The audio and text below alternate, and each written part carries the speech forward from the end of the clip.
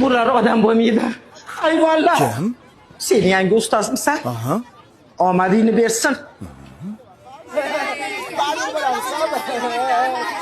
Hurmat. Bo'pti, charchaman, ketdim. Voy, qaqqa? Ishga. O'qishchi? O'qish meni va oilamni boqmaydi. Kim yana shu fikrda? Qancha topasan? 15 ming kuniga. Qolganlarchi? Men 20 ming topaman. Kompyuterxonada ishlayman. Men 25 ming topaman. Manikyurchiga yordam beraman. Oramizda eng boyi Mirsagatov. Sen qayerda ishlaysan? Bozorda arava tortaman. Kam 30 ming pulim bor kuniga. Sizlar bu narsalarni faxrlanib gapiryapsizlarmi, bolalar?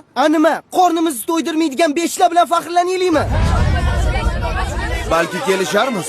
Nimani kelishmoqchisiz? Har bir baho uchun pul to'layman. Oppa! Вот это поворот! Eng ko'p baho olgan 5 ta o'quvchiga Kuniga 20 mingdan.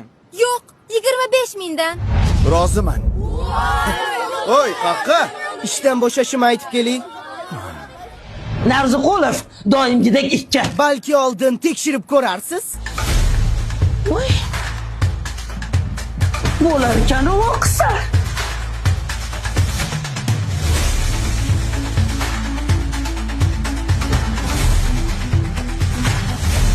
Bizga pul kerak emas.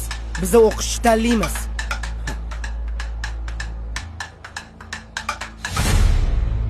Rosa xursand bo'lsalar kerak. Sovg'a o'zi kimda? Manda. Bo'lla. Ustoz yo'q ekanlar. Assalomu alaykum ustoz. Doston Rustamovich ko'rmadingizmi? Dars tugadi, ketdi. Nega ketadilar? Bugun o'qituvchilar kuni-ku. Men qayerdan bilaman? Nima men uni qorovulimanmi? Ishga ketgandir. Yana qayerdadir ishlaydilarmi? Navoiyxonadami? Boshimni qotirmalaring.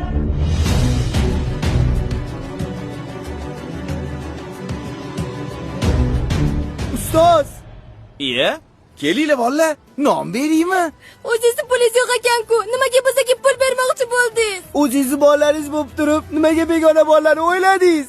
Shunaqa qiyin ekan. Nima qilasiz bu kasbni tanlab? Ustozlik kasb emas, bolalarim. Ustozlik bu hayot yo'li. Siz endi ishga chiqa olmaysiz. Sizni boshqa joyda kutishyapti. Qatta? Umrada.